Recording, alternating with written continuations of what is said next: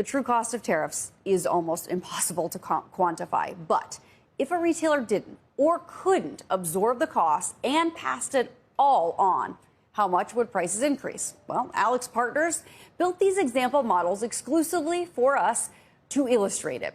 So before the April 2nd tariffs, a cotton men's sweater made in China cost $6.80 to produce. Pre-Liberation Day, a 41.5% total tariff was already in place for that sweater shipped to the U.S. That equals $2.82. The cost of logistics and sourcing, that adds another 95 cents. So put together, the total cost of making that sweater is $10.57.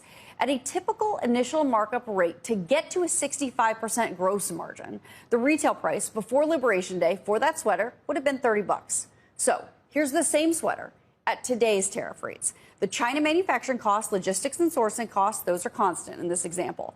But at the 41.5% existing tariff for that sweater before April 2nd, and then the 10% universal rate, 20% fentanyl tariff, the current tariff rate is 71.5% of the manufacturing cost, or $4.86, making the new cost the retailer pays to make that sweater $12.61. So holding that 65% markup to maintain that level of profitability and a new price the consumer would pay, $35.80. So that's a price increase of more than 19%. That's only if you pass the entire cost on. If you pass the entire cost on right now at where we're sitting today. Right. So let's look what happens if the full tariffs announced April 2nd would be enforced.